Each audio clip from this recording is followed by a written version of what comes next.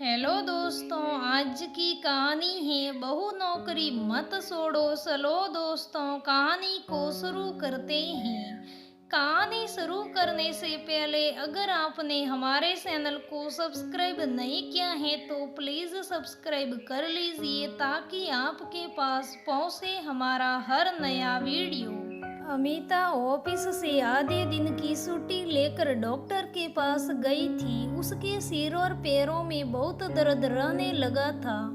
पैरों में सूजन भी थी। डॉक्टर ने कहा तनाव और काम की अधिकता के कारण नसें कमजोर हो गई हैं। 35 साल की उम्र में वो इतनी थकान और कमजोरी महसूस करने लगी थी। डॉक्टर के यहाँ भीड़ भी थी। घर पहुँचने में 8 बज गए थे।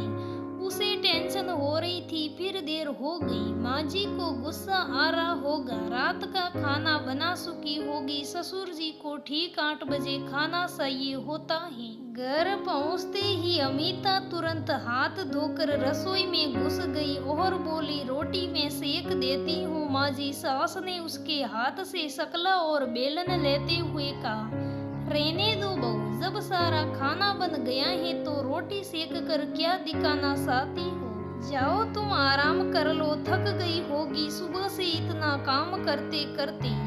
उधर 2 साल का बेटा अमिता को देखकर लिपटा जा रहा था।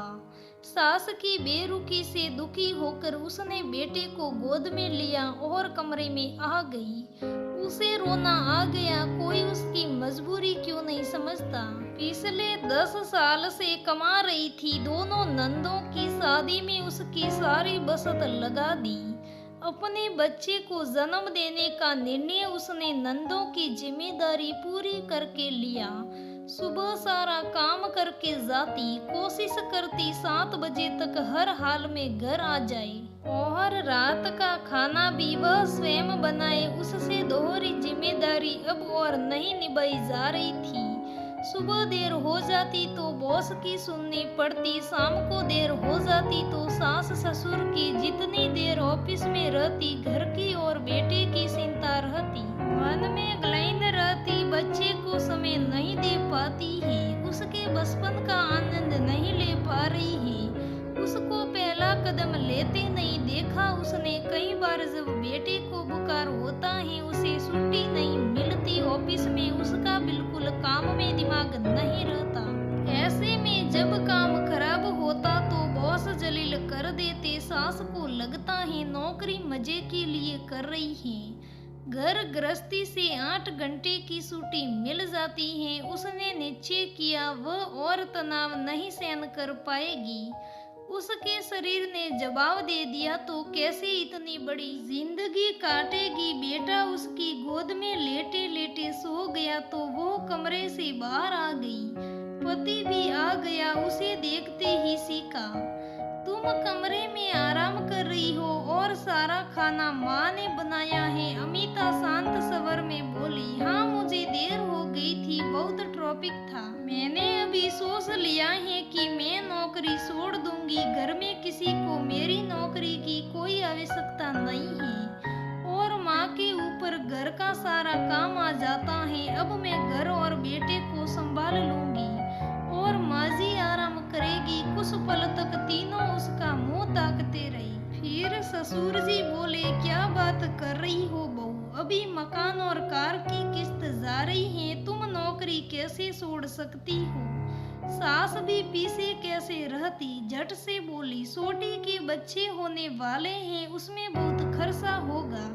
इस समय नौकरी छोड़ना बेवकूफी है। पति भी शांत स्वर में बोला, बिट्टू को भी 4 महीने बाद प्ले स्कूल में डालना है, खर्चा तो और बढ़ेगा। ये क्या बेकार की बात सोच कर बैठ गई। वह उदास स्वर में बोली, हार्ड मास की बनी हूँ और मुझसे इतनी उम्मीदें लगाते हो। पुरुष की नौकरी लगती है, वह आता है तो थका हारा होता है और औरत की नौकरी आराम करने जाती है तो दोहरी जिम्मेदारी से थक गई हूँ। ससुर लाड जताते हुए बोले, बेटा कैसी बात कर रही हो, मैं तो हमेशा कहता हूँ मेरी बहू कितनी काबिल है। सास भी एकदम से बोली, कभी गुस्से में कुछ बोल दिया तो बुरा मत मानते बेटा, तुम टेंशन मत लो, सब ठीक हो जाएगा। पति भी चापलूसी भरे शब्दों में बोला, वह तुम्हारे सिर में दर्द रहता है ना, इसलिए घबरा गई होगी, कल डॉक्टर से दवा दिलवा कर लाता हूँ। देखना सही लगने लगेगा तुम्हें। अमिता जानती थी इस महंगाई के समय वह नौकरी छोड़ नहीं सकती है, लेकिन वह अपने मन और तन का ध्यान अवश्य रख सकती है। दोस्तों, किसी ने सही कहा है, बहू कुछ भी करे किसी को नहीं दिखता। दोस्तों, ये कहानी कैसी लगी? एक बहू इतना काम कर रही है, इतनी जिम्मेदारियां निभा रही है, फिर भी घर वालों को नहीं दिख रही है। आखिर एक औरत क्या क्या करे जो उनको पसंद आ जाए। दोस्तों, कहानी से सीख मिलती है कि बहू नौकरी कर रही है तो उसे सपोर्ट करना चाहिए, उसकी मदद करनी चाहिए, बल्कि उसके साथ गलत व्यवहार नहीं करना चाहिए। वो तो दो जिम्मेदारी निभा रही है, अपने बेटे से भी ज्यादा। घर भी संभाल रही है, नौकरी भी संभाल रही है, तो फिर उन्हें क्यों सताना। दोस्तों, ये दर्द भरी कहानी कैसी लगी कमेंट करके जरूर बताना। अगर कहानी अच्छी लगी तो एक लाइक जरूर करना। धन्यवाद दोस्तों, फिर मिलते हैं।